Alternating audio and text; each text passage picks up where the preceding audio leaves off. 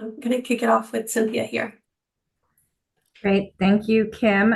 Good morning, everybody. Thank you for being here with us still on this morning of Monday, June 17th. Very grateful for you all to join us. It's very hard to believe that we're talking about our subsequent year, school year, as well as next summer's program, as we're just days away for those of you who are joining us this summer in C2L-PHL's opportunity for young people over the summer. So lots of exciting stuff. I want to thank the providers, the provider community for being here this morning and joining us. We know the timing is always challenging when we're putting bidders conferences and procurement opportunities available. Ideally, if you're doing a program this summer, we know the time is a little bit of a challenge as it is for us. So we appreciate your patience. And again, thank you for being here this morning. We have a presentation that will walk you through the entire bidders the bidders process for this procurement.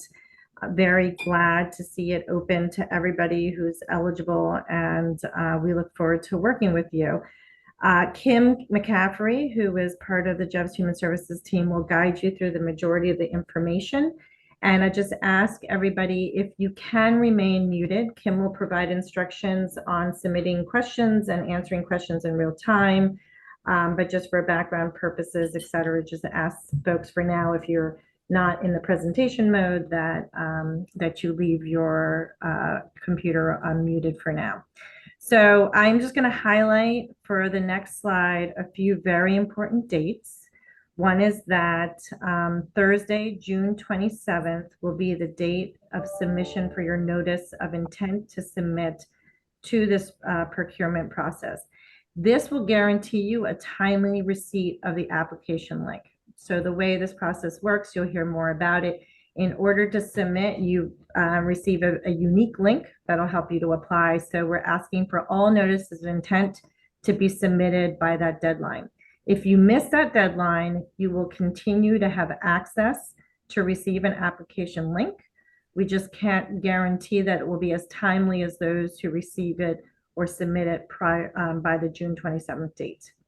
The next very important date is, of course, is on the 28th. You will receive the link, and those who submitted their intents by the 27th will be guaranteed to get on the 28th. I would encourage those of you who are representing your development or advancement offices that the RFP is available on site, so you can start putting together sort of the concepts for that, but the link for how we will be receiving their procurement will be made available through that link that you're going to receive. And then all applications are due by July the 15th at 5 p.m. So those are like the really key important dates. But just want to make sure everybody understands, if you missed the date of June 27th, you would still have the opportunity to receive the application link. It just may slightly delayed, and you're carving obviously into some of your time because the application deadline is not a movable date. July 15th at 5 p.m. is a cutoff date. So based on that top level stuff, we're going to jump into the meat of the procurement process, and I'm going to hand that over to Kim. Thanks, Kim. Yeah, thank you, Cynthia. Good morning, everybody. For those that don't know me, my name is Kim McCaffrey. I am the Senior VP of Intermediary Services here at JEVS, and working with lots of folks here at JEVS to keep us moving forward for this procurement process.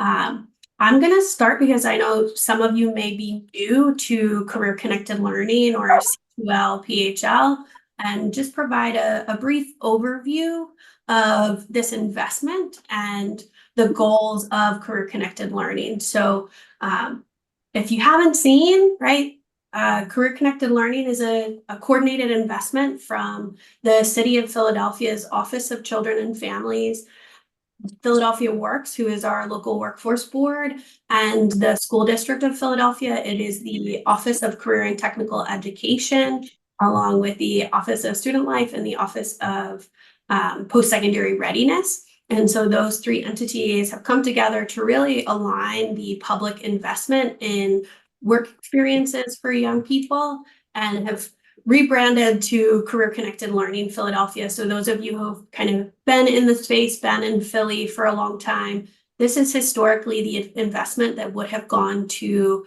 work-ready summer programming. And you'll see some similarities in promising practices that have carried over into C2L-PHL, and then some aspects of the shared investment that have shifted and have changed. So maybe you're thinking to yourself, oh, career-connected learning, that's something that already exists. How are we calling it Philly, right? You are correct, right? Career-connected learning is a national model for how you support young people and businesses. Ultimately, I really want you to focus on these 3 items at the bottom. The objectives of these programs are to ensure that young people have access and experiences to explore different careers, that we're starting to give them the tools that they need to really be able to achieve their goals. And then, of course, starting to identify what they like, what they don't like, what are they passionate about, how do they do that for work, right? Those of you who know me know I'm in the business of making sure we're helping young people know what they like, what they don't like, and how to make money doing those things, right? And so these are paid opportunities for young folks. As you can imagine, many of you are a part of this already. It is a lot of people involved, right? The ecosystem to support career-connected learning includes so many different buckets of stakeholders, right? So of course you have the school districts and schools, you have nonprofit providers like many of you, the young person, our community members, our city and workforce board, funders, post-secondary employers, right? All of these stakeholders have a piece. What I would acknowledge is that between these shared investment from the city, Philadelphia Works, and the district, they've also included 2 specific roles to support folks who are successful through this RFP. So you have JEVs ourselves, we serve as the intermediary, meaning that we are kind of the middle person between the public investment and those organizations who are funded. As the intermediary, it is our responsibility to procure and manage, monitor all the providers who are funded. We're also helping to support program operations. We're responsible for the training and technical assistance to all the providers that are funded through this opportunity. There's lots of collaboration that happens between all of the organizations funded, the funders themselves, the city folks, in order to ensure engagement with employers. And then, of course, it's our responsibility as an intermediary to hold folks accountable to the different processes involved in C2L-PHL.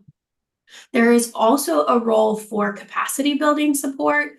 And so there is a vendor that provides capacity building efforts to help. Really, I say the intermediary is responsible for ensuring that we're doing what we're supposed to do. We're in compliance with all the different funding that comes to the table. The capacity building provider is helping us do it the best way we can, right? And so those are your folks who are really helping with professional development, helping with networking, helping with sharing and vetting different curriculums and supports. And so know that both of those supports from the intermediary here at JEVS, but then also our capacity building provider, are made available to all of the organizations funded by C2L-PHL. When we're talking about career-connected learning, there is a continuum of support or a continuum framework that we're utilizing. These opportunities really fall within career preparation, this middle green, right, that we're learning through work, we're learning through hands-on opportunities. That's where you've seen a lot of effort happen between the system partners in order to align expectations, and where you see JEVS as the intermediary really managing those opportunities with those of you who will be funded by this opportunity. So when we're talking about C2L, who is really getting the benefit, right? Who is the major constituent, right? We're talking about young people, but C2L also has priority populations that we're looking to focus these experiences on. And so we're prioritizing young people who have been juvenile justice or court involved, young people who have been involved with the child welfare system. So those that are in foster care or aging out of foster care, young people who have disabilities, and then young people who are pregnant or parenting. And so know that you will see this come through in our questions to you about this opportunity, as well as what you are submitting to us in terms of how your organizations have supported these populations and how you would plan to support them if you were awarded.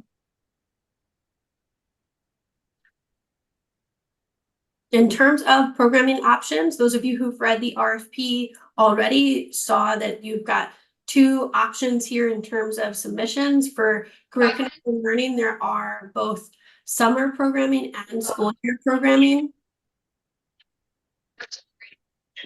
Reminder for folks to keep yourselves on mute for me, trying to minimize background noise, making sure folks can hear all the information. So for summer programs, to Cynthia's point, right, this is kind of a crazy timeline for everybody right now, given those of you who are already running summer programs, ourselves here at JEVS, and then making sure that we have what we need as we get to the school year. But summer programs will operate predominantly between June and August. We're looking at participants completing 120 hours over 6 or an 8-week period, and then experiences being wage-based or stipend-based, which is really at the discretion of our funders. And as we kind of see how this summer goes, would just acknowledge there, right? The majority of opportunities are stipend-based. That is one of the big shifts that has been made with C2L-PHL. So far, so good. Right. For school year programming, you're looking at programs that most likely will operate between October and May through 2 cohorts, a fall cohort and a spring cohort, each cohort equaling 60 hours. So basically what you're doing is taking that summer and just splitting it in half, right? And so you have 60 hours happening in the fall and then 60 hours happening in the spring. Again, experiences being wage-based or stipend-based, we do anticipate the majority of experiences being stipend-based for both summer and school year. Know that in terms of resources from our public funders, you saw this in the RFP, want to echo this here. There are limited resources for school year programming. So while we expect that we will support about 500 young people in the school year, that number gets very big in the summer, right? You're looking at between 5,000 to 7,000 young people in the summer. So while we'll talk more about this as we get through the presentation, right? We anticipate folks will want to be able to offer school year, but we know based on our resources that we're anticipating we will have more applicants interested in that bucket than we have funds available to award. And so through that evaluation process and award process, you may be offered a contract just for summer as opposed to school year and summer.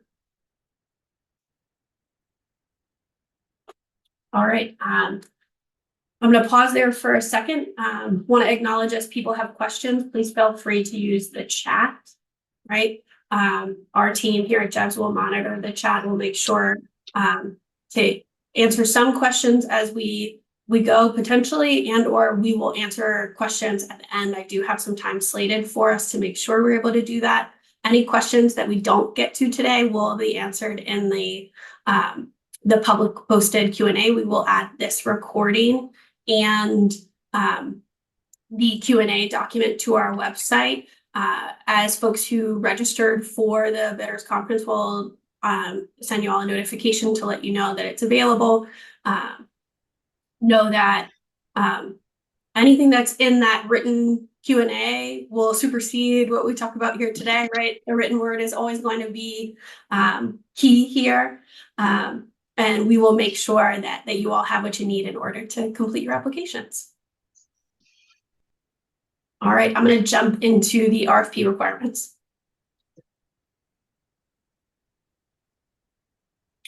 All right, so who's eligible? Nonprofit organizations are eligible. We care a ton that folks have experience in this field. So while we know it's important that newbies fold into this work, we want to make sure that all applicants can demonstrate at least 1 year or more experience serving young people in Philadelphia. We definitely, for school year, are looking for folks who can demonstrate their ability to start. We know that this timeline, and as we get to organizations that are awarded, is going to be very quick for school year opportunities. And so as you're working on your proposals, please make sure to highlight how your organization, if you're applying for school year, would be ready to jump right in with us and get started for an October start date.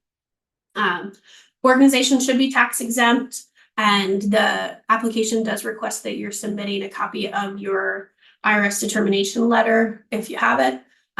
And as always, must be in good financial standing and submit a copy of your 990 or your most recent audited financial statements.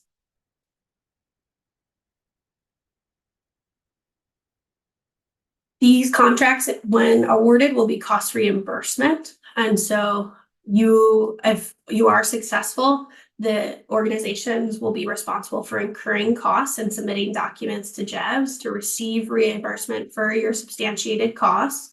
Know that a budget was not requested through this application process, but if awarded, we would negotiate a budget with organizations that are awarded. For summer, we're expected to launch, those programs are expected to launch in June. The budget amount would be 1,352 times the number of young people that are planned to serve. Whereas for school year, it would be 3,852 per slot for those that are running. That's the cost for fall, spring, and summer, right? So it's that 3,852 for all three cohorts.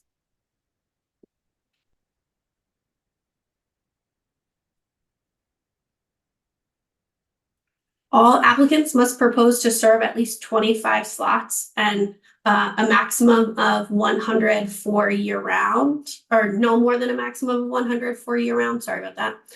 Again, we have a limited number of resources for year-round, and we would like to be able to fund a diverse group if possible. The cost per slot does not include the youth compensation. So the two numbers shared on the previous slide is the amount that would go to your organization if awarded. That's what would get you to the total budget amount, and then you would be expected to create a line item budget with us. Applicants like I said earlier, may be assigned a summer only contract, even if you apply for year-round due to the number of slots available. And so you would have that opportunity to accept that contract. And then I see a quick question in the chat that is easy for me to answer, so I'm going to take that one quickly, right? To confirm year-round allotment is for fall, spring, and summer. Yes, that is correct.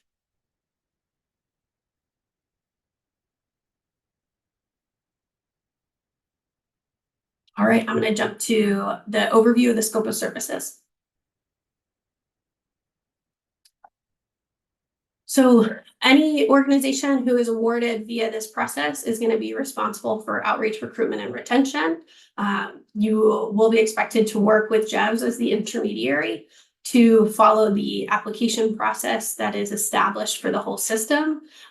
You'll have established enrollment targets. We'll have to use that designated system for application and enrollment. We'll be required to adhere to the enrollment timelines, and then enrolling youth who are known to your organization and unknown to your organization. There is a balance that I think that we're trying to ensure that we meet in terms of allowing this system to welcome new people into it year over year. Providers will be responsible for in-person sessions, at least 2 to 3 per month until their slots are filled. And so we would work with organizations on these pieces, but I think want to make sure that we're filling the slots that we do have funded.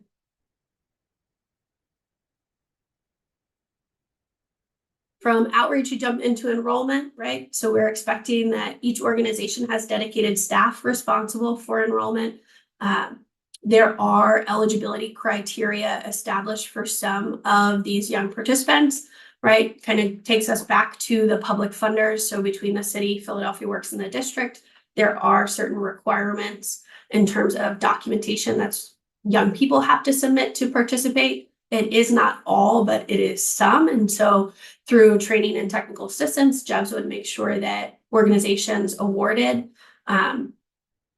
need to collect those documents from young people and ensure that they're correct, right? So making sure that we don't have expired documents, or if someone said they uploaded a copy of their ID, it is in fact their ID and not a picture of their desk. Based on the data from this summer, we would potentially look to implement a requirement of a percent of participants enrolled in the priority populations. In general, as we think about C2L-PHL, I think we're really trying to not just talk the talk, but walk the walk. And so how are we ensuring that these programs meet the needs of those 4 populations that were talked about on an earlier slide, right? So young people that are court involved or DHS involved, young people who are pregnant or parenting, and then young people with disabilities. And so we really want, as JEBS is a newer intermediary, want an opportunity to see what participation and reporting looks like from this summer before we make that determination. But as folks who might be hopping on this ride with us going forward, just want to acknowledge that we may look to add a percentage requirement for enrollment based on the priority populations. All right, and then organizations awarded would be responsible for providing supportive services for young people. Supportive services are those things that are going to help a young person be successful in the program. So really big one is definitely transportation support. So if you're helping young people with trans passes, and then vital documentation like birth certificates, city IDs, state IDs, or school records, all of those documents that often can hinder a young person because they cost money. Providers will be able to include supportive services costs in their budgets in order to help young people really get connected to, maintain, and complete C2L-PHL programs. Know that in your application process, you're going to be asked more about supportive services. We understand that folks may leverage other relationships with local organizations in order to provide these supports. And so we're interested in hearing more from you about how you would either utilize the C2L-PHL investment or leverage other funds in order to support the needs of our young folks in these programs. And then the big one, work-based learning and employer engagement. During the school year, providers must offer 80 hours of work-based learning for school year participants. Remember, that's between the 2 cohorts. So it's 40 hours of work-based learning in the spring, 40 hours of work-based learning in the fall. Sorry, I flipped those, but 40 each per cohort, and then 90 hours of work-based learning for the summer. For us, work-based learning includes internships, service learning, and/or project-based learning experiences. So we know many of you will offer your work-based learning component directly, while some of you may work with employers or businesses or other nonprofits to host young people for experiences. And so we do anticipate some of you may have a combination or may end up using just one of these work-based learning components. And then we know that some of you will work with, like I said, specific businesses, or will recruit new businesses. There's lots of businesses that also reach out to our system partners and JEBS as the intermediary. And so we will work with you to ensure that businesses are connected to the opportunity. So we'll help with recruiting between JEBS as the intermediary, and organizations awarded will be responsible for managing clearances and background checks, and then really expecting that providers are ensuring that young people are having a quality experience.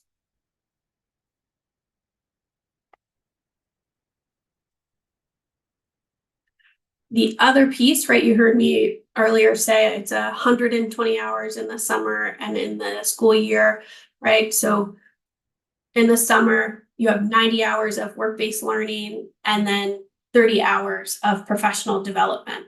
In the school year, you have the two cohorts, right? So one cohort is 60 hours, 40 hours of work-based learning, 20 hours of professional development.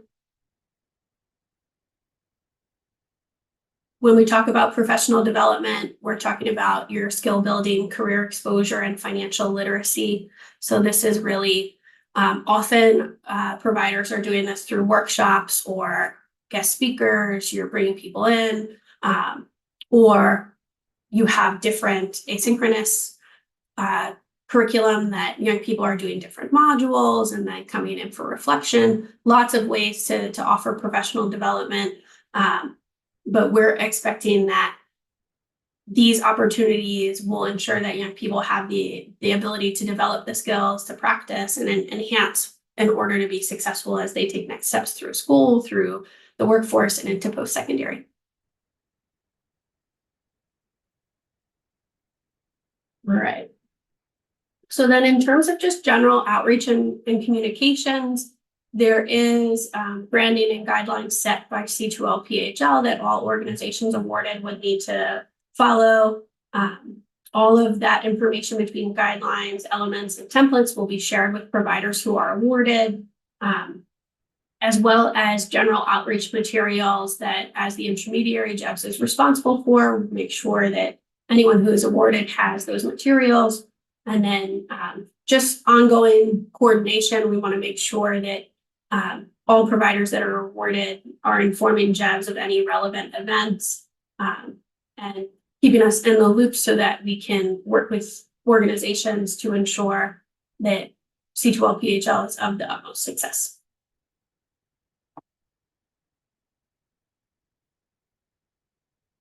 All right, jumping into the next section here. This is more about specific organizations itself, right? So in terms of staffing, through your proposals, you'll see we're looking for organizations to designate at least one staff person as the primary lead and contact to ensure the successful implementation of the scope of work. Must have the capacity and infrastructure to support all the functions related to regulations and expectations. I'm not going to read this whole list to you, but really takes you through the whole scope of work as it relates to young people, managing and administration of the program. And then organizations are responsible for hiring, onboarding, and training new staff as the program runs. JEBS is, of course, as the intermediary, will have certain training materials available for organizations who are awarded, but the responsibility does rely on each organization who's funded.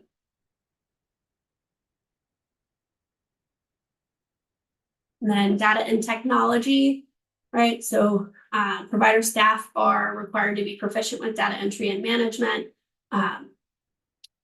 Of course, as a publicly funded program, there's an amount of data entry or data tracking and reporting required. We know that this is something that, as the intermediary, we support folks with, but we want to make sure that the staff who are connected to your organizations are prepared to kind of take that on with us. You must have data security policies and protocols that align with the industry standards, and then must be ready to demonstrate the capacity and use of the following, right? So looking at information security management, IT assets, encryption, remote and on-premise access controls, vulnerability and patch management, and then business continuity and disaster recovery. All of this kind of gets into how are we tracking data, keeping it safe, ensuring confidentiality, and ensuring that you have the process you need if and when something does go wrong.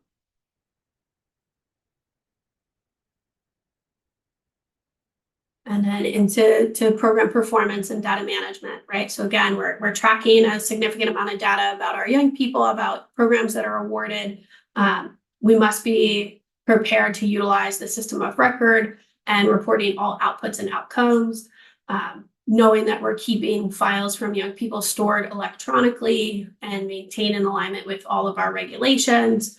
And then that all organizations awarded through this RFP will be expected to adhere to weekly data entry deadlines. And really that comes from JEVS, as the intermediary, is responsible for ultimately paying the young person for their participation in these programs. And so the data that is reported is ultimately what is going to make sure that JEVS can pay young people. The provider success in these programs will be measured based on all the criteria that was outlined in the RFP. So runs from different outputs between number of people in programs, number of hours participated, through outcomes like retention, completion, and certain activities like the work-based learning or professional development component. All right, so let's talk logistics. Cynthia mentioned some of this as she kind of walked through the key dates, but the first step is really the notice of intent. Thanks to those who have already submitted those, we have seen some come in already. Everyone must complete a notice of intent as their first step in submitting an application. The strongly encouraged deadline is by Thursday, June 27th at 5 p.m. Know that JEVS will be accepting notices of intent after this date. However, it could delay the application link being sent to you. So I would really urge folks, even if you're thinking about applying, to submit a notice of intent. A notice of intent does not commit you or your organization to submitting an application. So I'd much rather have your notice of intent early than not have it. And our team just dropped that link for the notice of intent in the chat. Thank you. Know that from there, you will end up getting an application link that is unique to your organization. The primary contact who submits the notice of intent is who will receive the application link, while you all will be able to share that application link once you have it.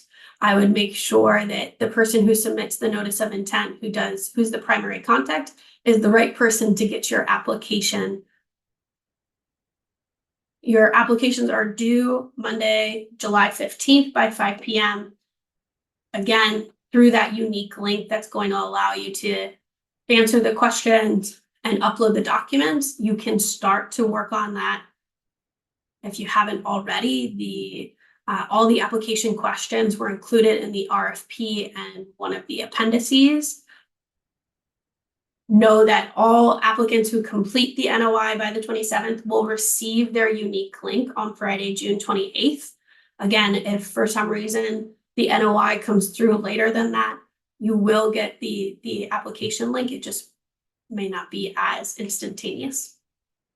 If for whatever reason the link is not received, please email our procurement email, procurement@jevs.org, for support. Remember, I would urge you to err on the side of, if you're thinking about applying, submitting that NOI.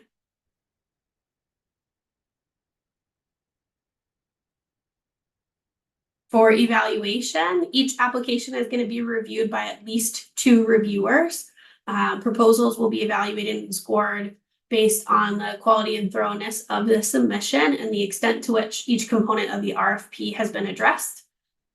Again, applicants with demonstrated experience and plans for serving priority populations will be given priority consideration for funding. Let's look at the sections a little bit further. So each proposal will be scored against 100 points total. 15 points for the first section about your experience and past performance, 50 points towards your plan for implementation, 25 points for the administrative, fiscal, and technical capacity, and then 10 points for the additional support materials that you'll upload.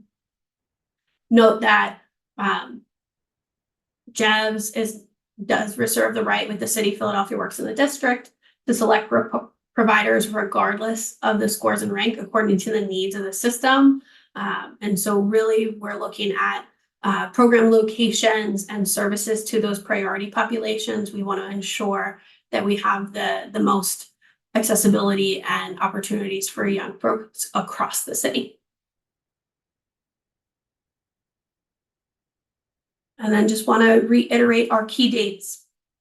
So Thursday, June 27th for the notice of intent. Those who submit the notice of intent by that date will get their application link on Friday, June 28th. You can continue to submit the NOI after the 27th. Not strongly encouraged, but can still, we will receive it. We will get you your application link. And then all applications due Monday, July 15th by 5 p.m.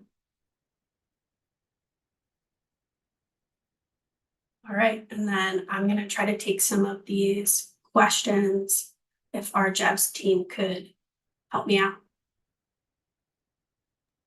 Sure. Kim, do you want me to read them off? Yeah, that would be great. First question, are OST funded school locations eligible for C2L-PHL?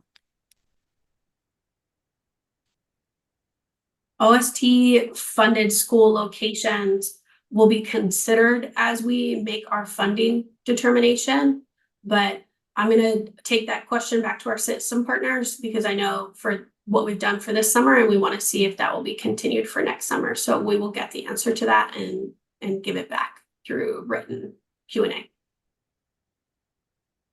And the cohorts be the same students or are they expected to be different students? We are anticipating a mix. So you could have the same student who participates in fall, spring, and summer, or you could have 3 different young people. Again, we want to see what it looks like this summer, but I do anticipate we'll have some organizations who work with different young people per each cohort, and then some that might choose to keep a percentage of the same young people throughout. Do we need to apply for summer and year-long separately if we plan to participate in both? No, you only need to apply for year-round if you're looking to do both. Because you would include your year-round slot number. Similar question, can a single organization apply for both summer and school year programs separately? You do not need to, but I'm potentially, whoever asked that question in the chat, if you could give a little bit more context there. Kim, if I can just jump in to say the RFP is set up so that the narrative is not that you have to do one application for year round and one for summer. It's one. I just want to reiterate that there are very, very small number of year round. And so that we're going to have to be very prudent with the decision around the 500 available slots versus a much larger volume of summer spots that are available.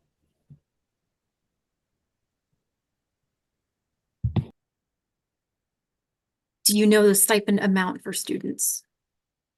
Yeah, the stipend amount that we're using for this summer is $1,320 for tier 1 opportunities. And so I anticipate that will continue.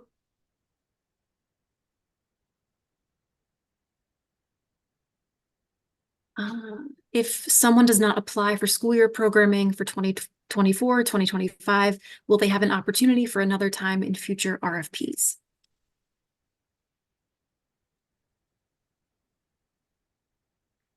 My initial reaction would be yes, but I can't tell you what the timeline is for future RFPs. Folks wouldn't be precluded from applying for future opportunities. I think there was a question about clarification, summer 2024 or 2025. We're talking about summer 25. Will the school district continue to provide transportation for students during the school year? Or if they are in C2L-PHL, would they get transportation support from the provider? That's a good question. We will confirm that with the school district and answer that in Q&A. Are these 3 different cohorts for fall, spring, and summer? I think we answered that one, that it could be the same young person or it could be different young people per cohort. Can youth outside of Philly be a part of this program? They cannot. This is for Philadelphia residents. The only exception would be for young people that are DHS involved that are placed outside of Philly, but their case is in Philly.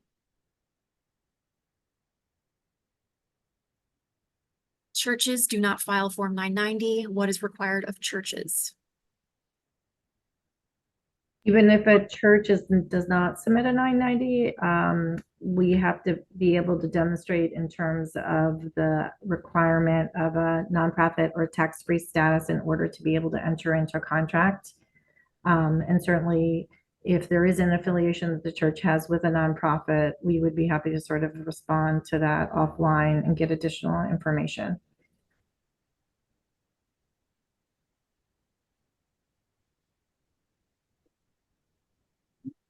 Do you know the paperwork requirements for students? Do they need to do physicals, means test worksheets, etc.? Or is it the same paperwork they're doing this summer? The paperwork requirements that we're talking about are for eligibility purposes. So this is the paperwork that proves that the young person is who they are. So verifying their identity, age, social security number, residency, items like that. I'm not going to run through the whole list, but it's not physicals or mean test worksheets. We're talking about the young person validating for the public funding purposes.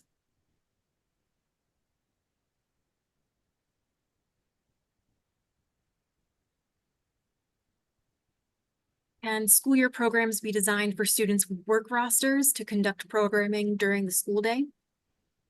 The quick answer is yes. I think we're interested in hearing from applicants about how they would run the school year hours in general. We know there's lots of ways that even the programs are running during the summer. So I don't anticipate a one size fits all for the school year. Really looking to hear from organizations about how they would do those 60 hours for fall, 60 hours for spring, if that's through work rostering or other means.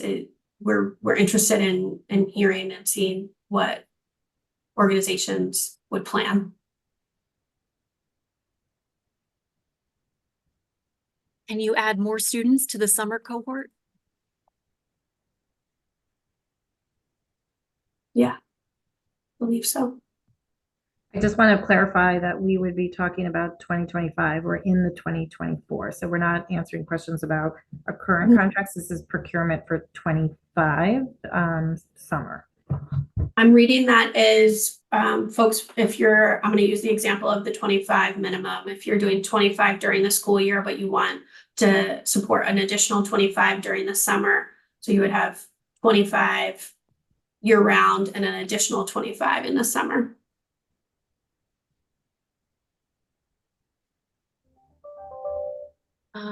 We might have already discussed this already, but just worded differently. After this 2024-2025 year, is the plan to continue providing funding or have another RFP for future years?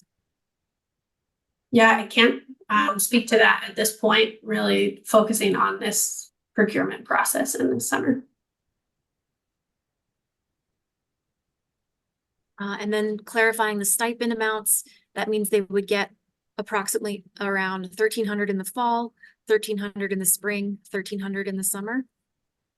No, so it's about 1,300 in the summer, but the stipend is broken in half in the school year. So what is that, like 600-700 in the fall, 600-700 in the spring, 1,300 in the summer.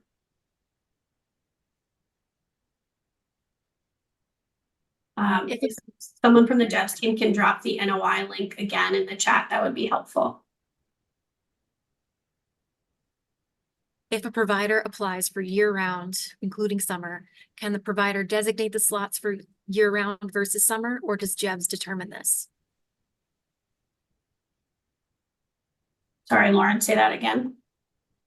If a provider applies for year-round, including summer, can the provider designate the number of slots for year-round versus summer, or does JEBS determine this? The example I gave, we have a slot of 50. Can we choose 25 for the school year, 25 for the summer?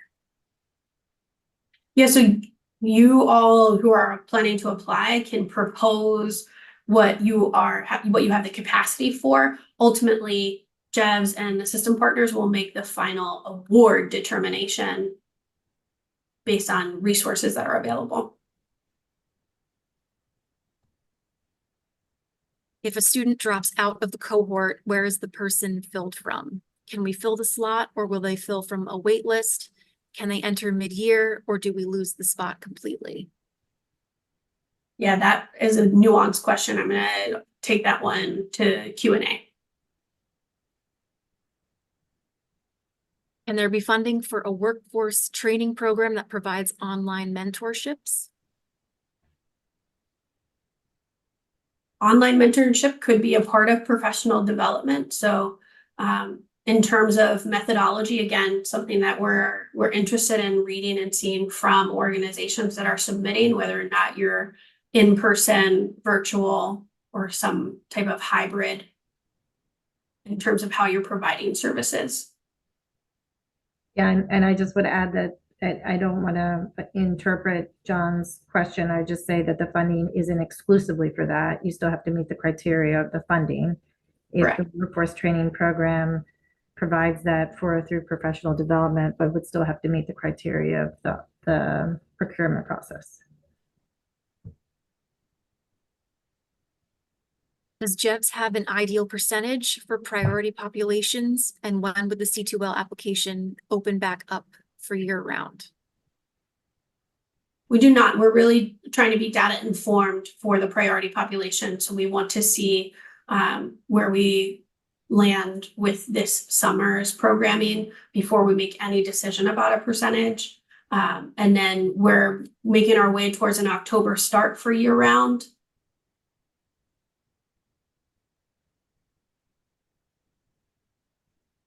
On page 9 of the RFP, it indicates that youth participants must be low income eligible as determined by the funders.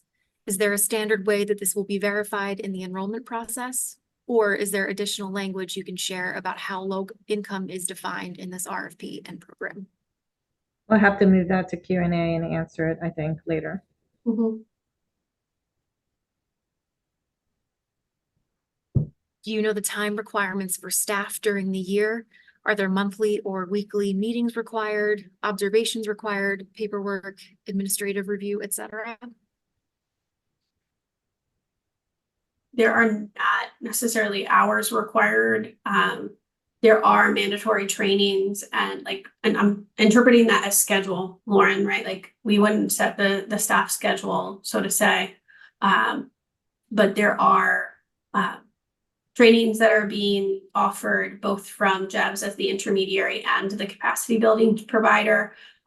We will continue to work with organizations who are funded to ensure they know when those sessions are, how often they are, and if they are mandatory.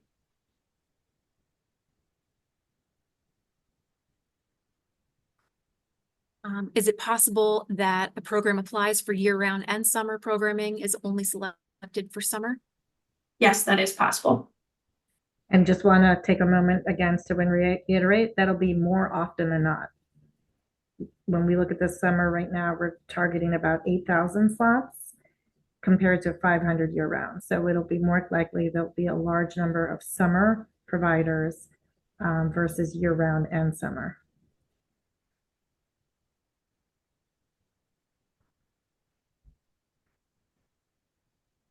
When will providers be notified if they receive a school year contract? We are anticipating notifications in August.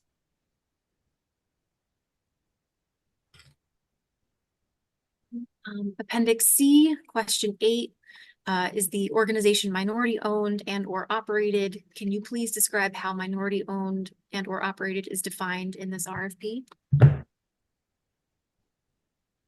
Yes, we're anticipating it's the operated, right? So we know we're working with predominantly nonprofits and we're trying to align with the definitions from the city's commerce department. So expecting 51% of the executive leadership is in the minority population.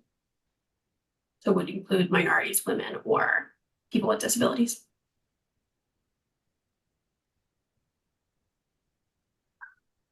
Was the previous question about OST site eligibility determined? That was. We will confirm that with our funders. Currently, we are not funded C2L at the same sites as OST.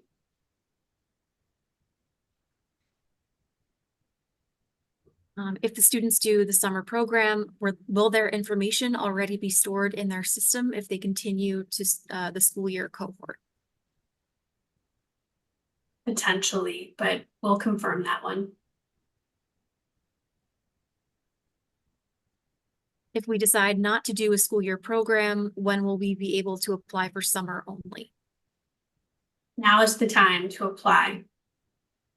We are looking at applications for school year 24-25 and summer 2025 now. This is the opportunity. I believe that was all the questions. Great. You do still have through tomorrow, we're accepting questions through tomorrow via the procurement@jevs.org. We'll make sure questions that we answer today are included in that public Q&A, as well as any additional questions that might have come through the inbox. Thank you so much for joining us for this session. Again, we're going to take this opportunity to just reiterate, if you're thinking about applying, submit your NOI sooner rather than later. And we will definitely, if you have any questions or any issues, please reach out to procurement@jevs.org. We appreciate your time this morning. Thank you all so much.